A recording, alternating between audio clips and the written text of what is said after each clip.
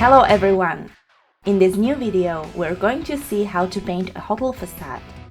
What we have here is a resin facade, and we have imitated the glass using transparent acetate. Here we have the sign that comes included, and we have created the electrical conduits, wiring, and a junction box. For the sign, what we did was add wire to represent the fastenings or mounting screws, and we have made some holes in the facade to properly secure it. We made the conduits using copper wire. And now we're going to start painting the facade. But first, we're going to prime it. We'll use the gray primer, and we'll use the acrylic thinner for the airbrush, because obviously we're going to use the airbrush for this. Finally, we have the atomizer cleaner to clean all the tools. We're going to put the mask on because we should wear it when painting with the airbrush. So let's get started. I have the airbrush ready. I'm going to use this one with a slightly larger needle because the primer is a bit denser than regular paint. So I add the thinner and then the primer. The proportion will be around 35–40% primer and the rest is thinner. Let's try it and see how it turns out, and then we can adjust the mixture accordingly.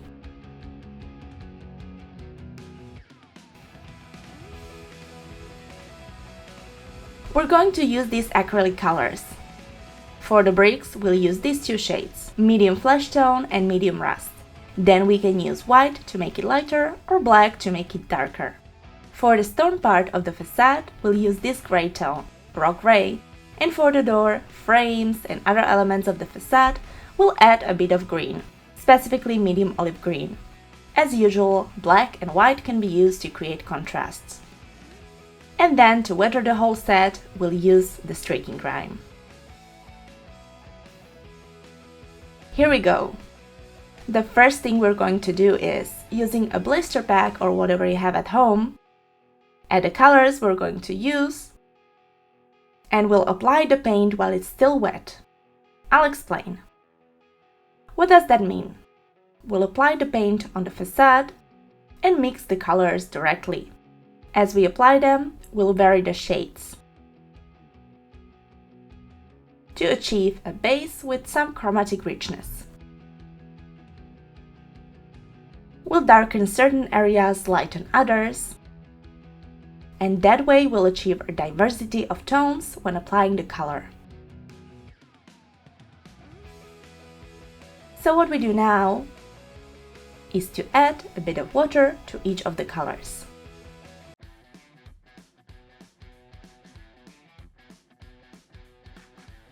Well, this method has its advantages and disadvantages. The advantage is that as we apply the base, we're already creating contrasts. The disadvantage is that we need to be clear about where we apply each color.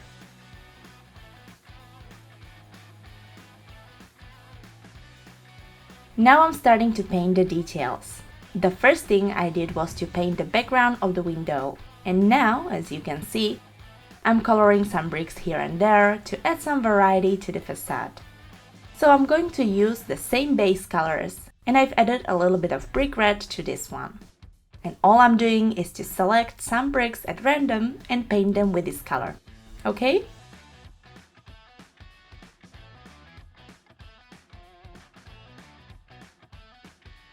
And little by little, I'm giving color to the facade. I'm going to paint the gutter with a dark brown, and I'll paint the window gaps that are filled with boxes. I'll have to mix colors to change their shades. Let's get to it. So far, we've painted the bricks, colored the water gutter with dark brown, and painted the interior of the shop window. Now we're going to continue and give color to the frames, the door, and the window. And we'll do it with this green color, medium olive green.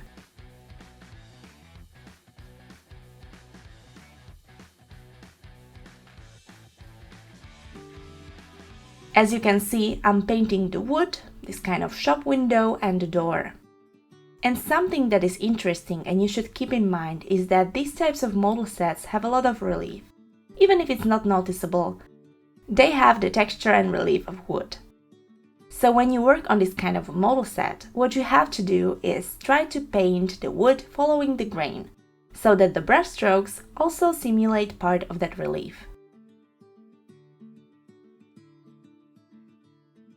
Later, I'll also apply the highlights in the same way.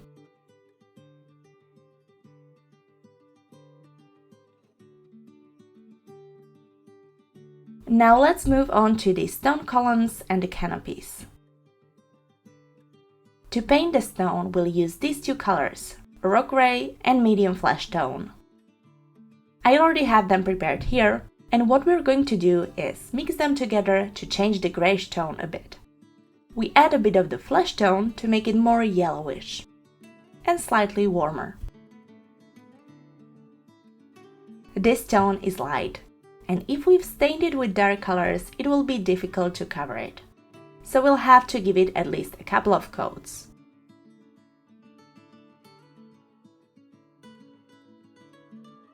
We've continued working on the facade. We're still using acrylics, and we started giving color to the hotel sign. We gave it a dirty white tone, and we worked on the grain of the green wood. We lightened it with a bit of dry brushing, using the green and adding some highlights. What we're doing now is to create this kind of grain pattern, for which we've used a much finer brush. So if you want to do it this way, you'll need to use a fine and sharp brush. The key is to use very liquid color. Dab the brush a bit on a paper towel, and then simulate the wood grain by making very fine lines in the illuminated areas, the areas that would receive more light. With the vertical lines, we would start from the top, and with the horizontal lines, it would be the upper part of the plank. Now we're going to apply a bit of dry brushing on the stone part. It will be the same mixture we used to paint it, more or less. We'll add a bit of white to it. And now we're going to highlight all the details by applying a bit of dry brushing. The idea is to lightly rub the ends to bring out the texture.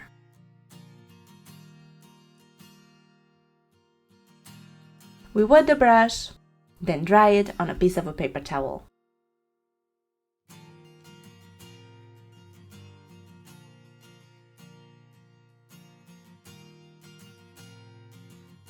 Alright, now we're going to use the streaking grime, which is a dark enamel that imitates dirt in general. We're going to apply it with white spirit, as if it were a wash. We just need to shake it a bit and start working. I'm applying it directly from the bottle and then adding the thinner. So we can do it like this or directly as a wash. For darkening, what we need to do is concentrate it.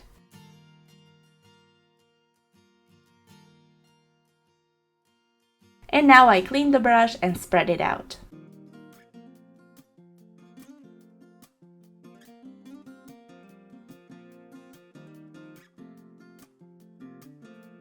The first thing I'm doing is outlining all the reliefs.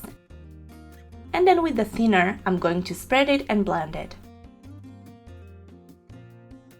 Then we'll apply a wash to the rest of the wall. For the wash, what we need to do is take the enamel and apply it to the bricks. Instead of preparing it separately, I'm applying it directly to all the bricks.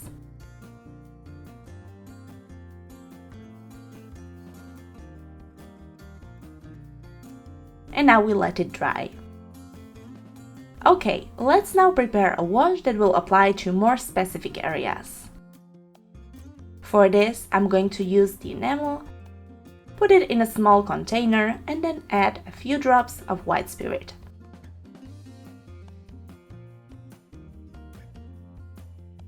What I'm going to do is apply it in a more controlled way. So that it wouldn't be too messy, I'm going to use the tip of the brush to apply it to all the reliefs and crevices. And once it dries, I'll clean the excess with a small brush and clean thinner.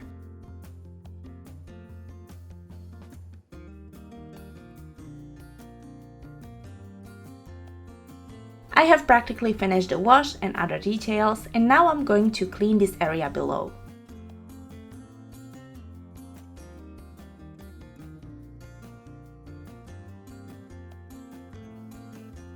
As you can see, I've added a personal touch by putting a decal on the windows, which will add a little bit of variety. What we're going to do is dry brush the brick area. I'm going to do it with a mixture of two colors included in the set, medium flesh tone and white. With that and a flat brush, either a large one or any other you have at home, we're going to apply a bit of dry brushing to the bricks. Now I'm going to show you how to add more texture to the brick wall. And for that, we're going to use an additional material, which you probably have at home, a light oil paint. This one is good because of its tone, but any light color will do. What we're going to do is this. Take a look at this area where I've already applied the effect so that you can see the result. And we're going to try to do the same on the rest. We'll need to deposit the oil paint on a piece of cardboard and have the white spirit, which we've been using until now, at hand. The idea is to use it quite diluted, and you can use it in two ways. Either selectively, going into the grooves, or more generally. So let's dilute it to see how it goes. And simply, you can do it like this, or you can go groove by groove.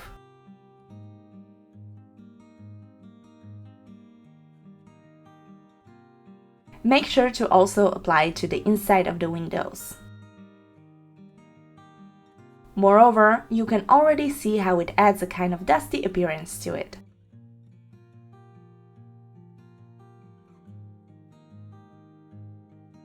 When it comes to smaller glass pieces, like the ones on the door or the window, unlike the shop window, there is an intermediate solution, which is to use transparent inks. They are acrylic, so we can dilute them with water without any problem. They have a glass-like appearance and can be useful. They're an additional tool that we can take advantage of. I've put it here and added a little bit of water to make it flow better.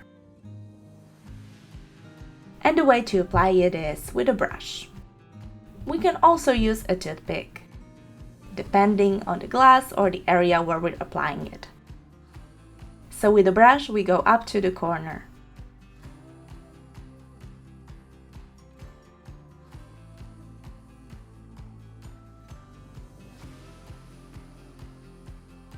As you can see, the oil paint on the upper part has dried, the one we applied between the grooves and so on.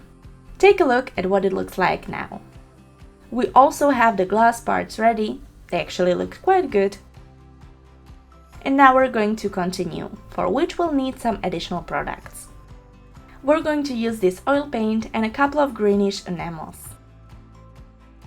With all this, we're going to replicate the moss that appears in damp areas, both on the lower part of the first floor and on the bottom of the facade against the ground. Moreover, we're going to imitate some streaks and dirt in general. We'll deposit a bit of the oil paint on the cardboard. And I'm going to use the enamels and deposit them in the blister pack. You'll see the color of each one so you can understand what we're talking about. I'll mix them, both the oil paints and the enamels, to achieve different effects.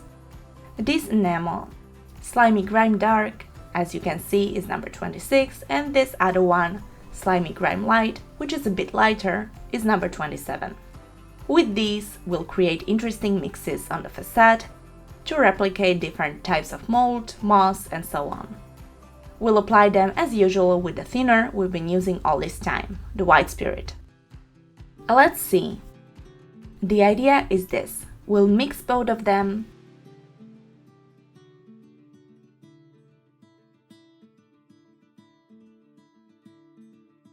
And now what I'm going to do is blend them. I can use the same brush or any other. And I'll blend them using some clean thinner.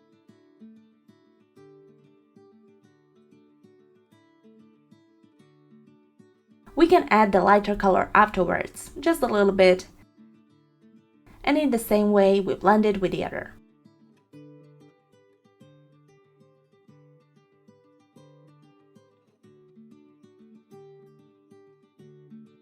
We've added more moss.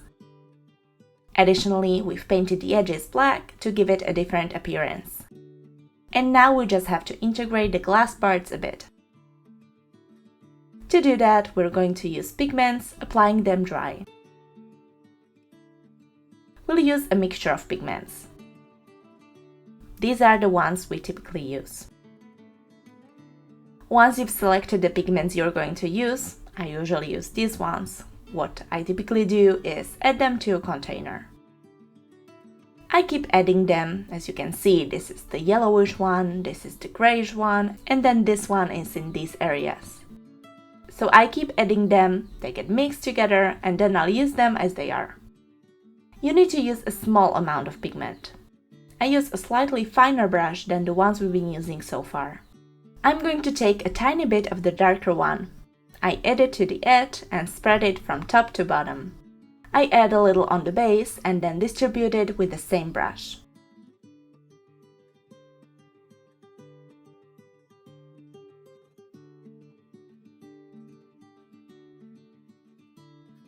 And now with a slightly bigger brush, I remove the excess.